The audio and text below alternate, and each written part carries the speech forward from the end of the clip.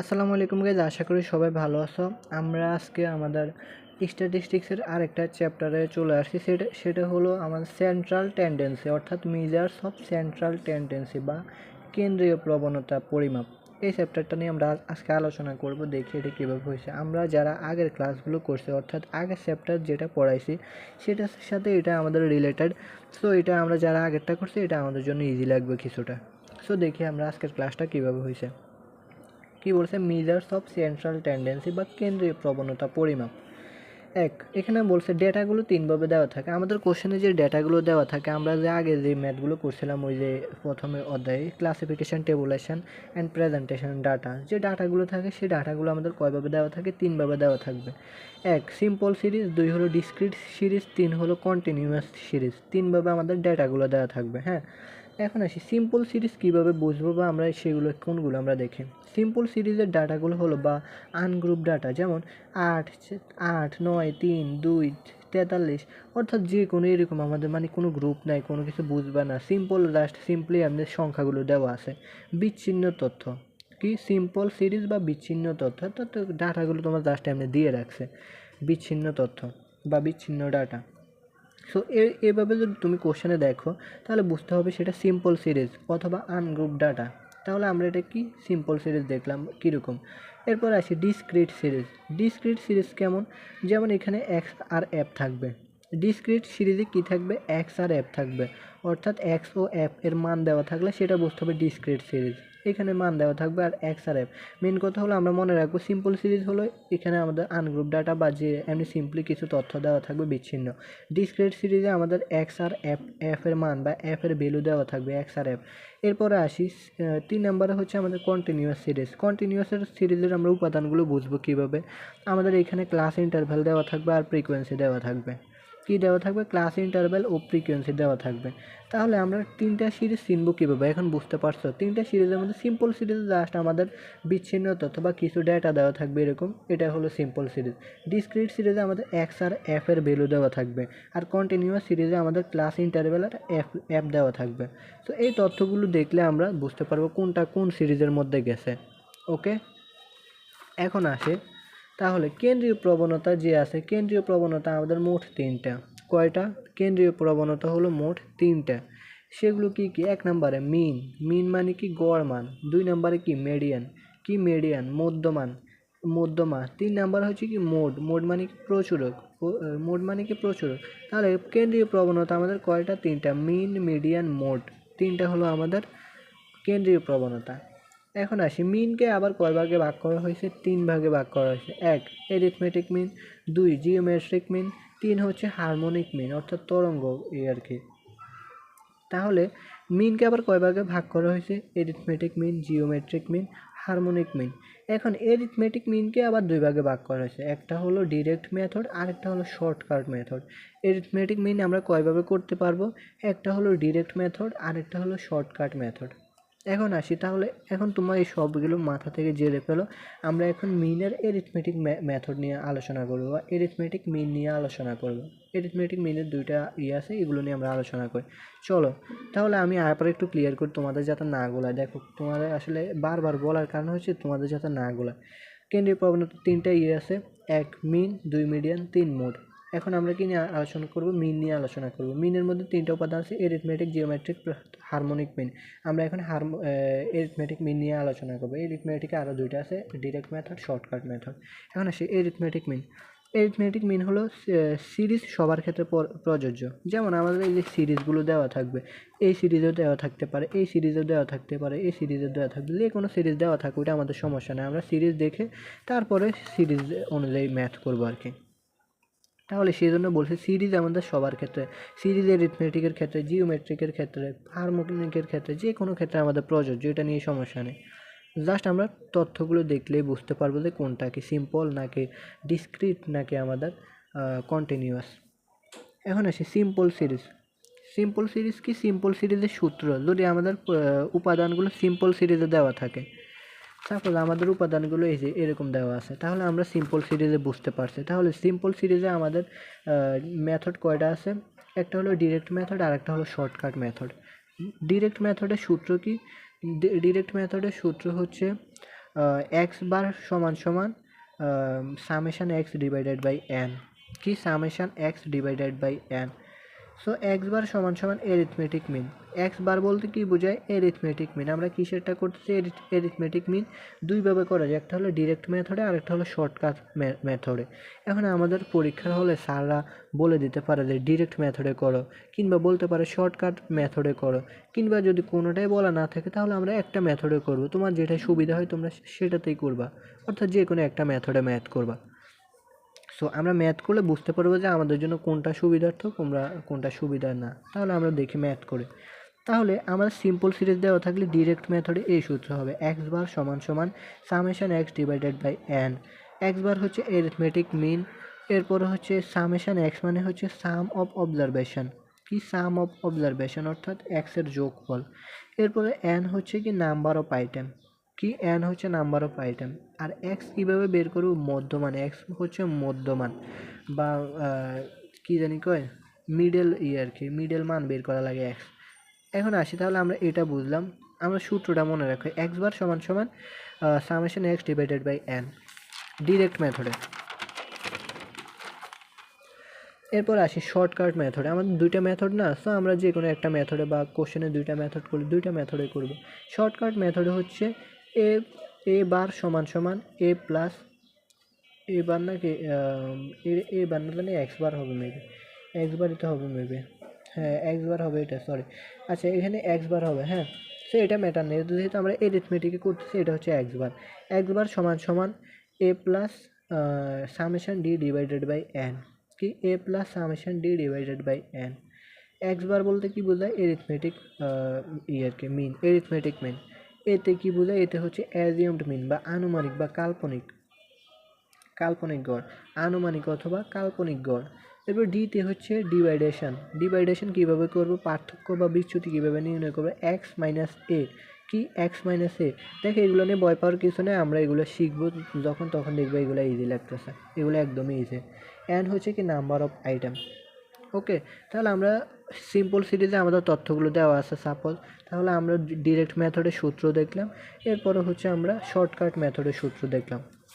ওকে, এখন আসি একটা এক্সাম্পল দেখি। এখানে এই যে এক্সাম্পল এখানে কিছু দেওয়া আছে, সেই এক্সাম্পলগুলো দেখে তোমার কি মনে হচ্ছে এটা কোন সিরিজের মধ্যে আছে?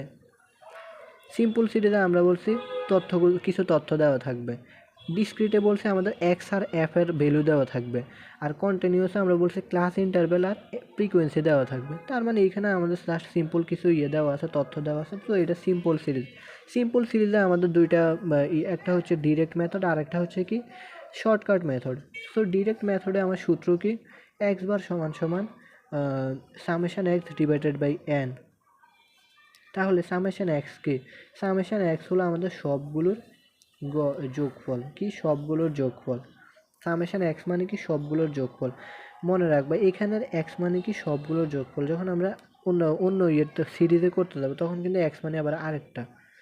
সো তোমরা যখন সিম্পল সিরিজে দেওয়া থাকবে আমরা এক্স কীভাবে সামেশন এক্স কীভাবে বের করবো, সবগুলো যোগ করবে। দেখো এখানে যোগ করে দিছি 732 আসছে। আর টোটাল নাম্বার এন মানে কি নাম্বার অফ আইটেম, কয়টা আইটেম আছে এখানে? 1 2 3 4 5 6 7 8 9 10 11 12টা, 12টা আইটেম আছে। তার মানে এই যে 12 দিয়ে ভাগ দিলাম, তাহলে 61 আসছে। ডিরেক্ট মেথডে কত আসছে? 61। মনে রাখবা, আই রিপিট, মনে রাখবা ডিরেক্ট মেথড আর শর্টকাট মেথডে আমাদের ম্যাথের রেজাল্ট একই হবে। কি হবে?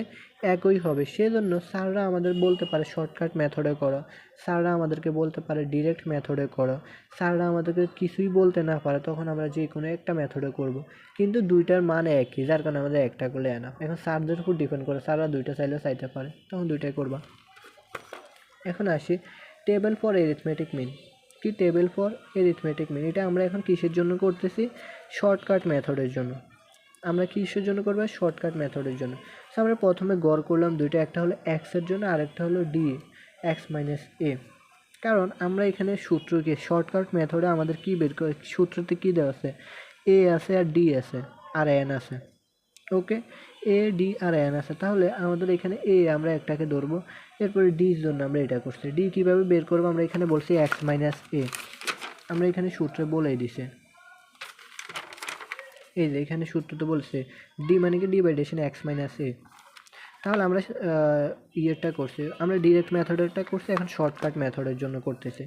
তো আমরা গড় করব প্রথমে এক্সের মানগুলো, এরপর হচ্ছে ডি, কারণ আমাদের এখানে ডি লাগবে, ডি বের করব।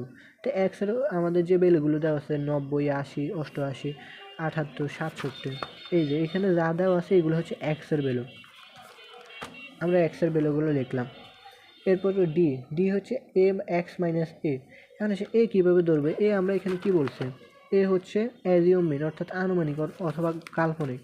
আমাদের এখানে যে তথ্যগুলো দেওয়া আছে এখানে যে কোনো একটাকে আমরা এ ধরতে পারবো।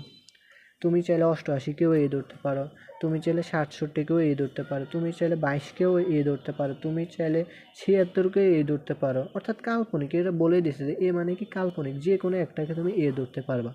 সো আমরা এখানে 54কে এ ধরছি, কোনো সমস্যা আছে? নাই। মনে রাখবে এখানে সর্বোচ্চ ভ্যালু কত, আমরা যদি দেখি 90, সর্বনিম্ন ভ্যালু কত 22, 22 থেকে 90-এর মধ্যে আমরা যে কোনো সংখ্যা ধরতে পারবো। সাপোজ এখানে কোন সংখ্যাটা নাই 22 থেকে 90-এর মধ্যে, সাপোজ 55 নাই, 55 আছে নাই, আমরা এখানে এ কত ধরতে পারবো, 55 ধরতে পারবো। অর্থাৎ আনুমানিক বা কাল্পনিক যে কোনো একটা ধরতে পারবো, সর্বনিম্ন ভ্যালু থেকে সর্বোচ্চ ভ্যালু পর্যন্ত যে কোনো আমরা একটা সংখ্যা ধরতে পারবো এখানে। সো আমরা এত ইয়ে না করে আমরা এখানে যা আছে সেখান থেকে একটা ধরে নিলাম, সেজন্য আমরা 54 ধরছি এ। এখানে বলে দিচ্ছি দেখো, আমরা এ অনুমান করে বক্স থেকে এক্সের যে কোনো একটা মানকে এ ধরতে পারবো। সো অনুমান করে এক্সের যে কোনো একটা মানকে এ ধরছে। এখন আসি ডি কীভাবে বের করবো, এক্স মাইনাস এ, এক্স কত 90, আর এ কত ধরছি 54, 90 মাইনাস 54 দিলে কত 36। এরপরে এক্স কত 80, 80 থেকে আমরা 54 বাদ দেবো এর মান, তাহলে কত 26। এরপরে এক্সের মান কত, এক্সের মান হচ্ছে 88, 88 থেকে আমরা এ অর্থাৎ এক্স মাইনাস এ, 88 থেকে এ বাদ দেবো 54, তাহলে 88 মাইনাস 54 দিলে 34। এরপরে এক্সের মান কত, এক্স এক্স হলো 78, 78 থেকে এ কত আছে, এ হলো 54, 78 থেকে এ বাদ দিলে হবে আমাদের কত 24। সো এইভাবে আমরা সবগুলো করছি, ঠিক এভাবে আমরা সবগুলো করছি। ওকে, এরপরে হচ্ছে সবগুলো যোগ বিয়োগ করার পরে সামেশান ডি পাইছি আমরা, সবগুলো যোগ বিয়োগ করার পরে সামেশান ডি পাইছি কত 84 পাইছি। এগুলো তোমরা যোগ বিয়োগ করলে দেখতে পারবা 84 আসবে সামেশান ডি। সামেশান মানে কি সবগুলোর যোগফল, ডি এর সবগুলোর যোগফল 84। ওকে, এখন শর্টকাট মেথডের সূত্র কি, সূত্রতে আমরা যেটা লাগবে সেটাই তো এখানে বের করছি, ডি এর মান বের করছি, এ ধরছি। এখন এরপরে এন তো আমরা জানি 12টা ইয়ে আছে, টোটাল নাম্বার আছে 12টা। তাহলে এক্স বার সমান সমান A plus summation D divided by n, শর্টকাটের সূত্র। সো এ ধরছি আমরা 54 প্লাস, এরপর আমরা সামেশন ডি কত পাইছি 84 পাইছি, আর এন কত, এন হচ্ছে 12 টোটাল নাম্বার। 54 প্লাস এটা ভাগ দিলে 7 হয়, এরপর হয় 61। এ হচ্ছে 54, সামেশন ডি 84, এন 12। দেখছি এখানেও 61, আবার এখানেও 61। অর্থাৎ ডিরেক্ট মেথডে করো কিংবা শর্টকাট মেথডে করো, আমাদের ম্যাথ কিন্তু মান আসবে 61, অর্থাৎ একই মান আসবে। সেই জন্যই বলছি তোমাকে যদি পরীক্ষার হলে টিচাররা জানতে চায় যে ডিরেক্ট অথবা শর্টকাট দুইটা মেথডে করো, যদি বলে ডিরেক্ট মেথডে করো ডিরেক্ট মেথডে করবা, যদি বলে শর্টকাটে করো শর্টকাটে করবা, যদি বলে দুইটা মেথডে করো দুইটা মেথডে করবা, মান একই আসবে। আর যদি কোনো কিছু বলা না থাকে তখন তুমি ডিরেক্টও করতে পারো শর্টকাটও করতে পারো, তখন তোমার ইচ্ছা, কারণ মানটা একই, এটা নিয়ে প্রবলেম নেই। সো তাইলে তোমরা এখন বুঝতে পারছো ডিরেক্ট মেথড ইজি, হ্যাঁ, কারণ ডিরেক্ট মেথডে তোমার এত বেজাল নেই, সবগুলো যোগ করে ভাগ দিয়ে তোমার ডিরেক্ট মেথডে পেয়ে যাও। আর শর্টকাট মেথডে বলাই জাস্ট এটা বলার জন্যই বলা শর্টকাট, কিন্তু দেখছো কত বড় কত বড়। এরপর সামনে আরও ম্যাথ দেখবা, সেগুলো তো দেখবা শর্টকাট মেথড মানে বড়, এরা আর কি, মানে এটা একদম ধোঁকা। শর্টকাট মেথড নাম দিছে কিন্তু এটা বড়, আর ডিরেক্ট হলো ছোট। সো আশা করছি তোমরা এই বিষয়টা এখানে বুঝতে পারছো। সো আশা করছি তোমরা বুঝতে পারছো, না বুঝলে অবশ্যই জানাবা। আমরা এখানে আজকে তাহলে আমরা আরেকবার এই বিষয়টা দেখে নিই, কারণ বেসিক ক্লাসটা অনেক গুরুত্বপূর্ণ, সেই জন্য এগুলো একটু আমরা ঠান্ডা মাথায় করার চেষ্টা করবো, বোঝার ট্রাই করবো। ডেটাগুলো তিনভাবে দেওয়া থাকে, simple series, discrete series, continuous series. Simple সিরিজে আমাদের সাধারণভাবে ডিসক্রিটে আমাদের এক্স আর অ্যাপ থাকবে, কন্টিনিউয়াসে সিআই আর অ্যাপ থাকবে। সো কোশ্চেনে যেটা দেওয়া থাকবে আমরা বুঝে নিব। এরপরে হচ্ছে কেন্দ্রীয় প্রবণতা, তিনটা উপায় নির্ণয় করা হয়, একটা হলো মিন, দুই হলো মিডিয়ান, তিন হচ্ছে মোড। সো এখন আমরা মিনকে আবার তিনভাবে নির্ণয় করা যায়, arithmetic mean, geometric mean, harmonic mean. Arithmetic মিনকে আমরা দুইভাবে নির্ণয় করবো, একটা হলো ডিরেক্ট মেথড আর একটা হলো শর্টকাট মেথড। পরীক্ষা হলে যেটা বলবো আমরা সেই মেথডে করবো, অ্যান্সার দুইটার একই হয়। এরিথমেটিক মিন করতে গেলে যদি আমাদের সিরিজ সবার ক্ষেত্রে প্রযোজ্য, কোন সিরিজে দেওয়া আছে কোশ্চেন, কোশ্চেন যদি আমাদের সিম্পল সিরিজে দেওয়া থাকে তাহলে আমাদের ডিরেক্ট মেথডের সূত্র হচ্ছে এক্স বার সমান সমান x summation x divided by n. আর এরপরে হচ্ছে শর্টকাট মেথডে এগুলো। সো তোমরা আশা করছি বুঝতে পারছো, না বুঝলে অবশ্যই কমেন্টে জানাবা। আজকের ক্লাসটা এই পর্যন্ত, ধন্যবাদ।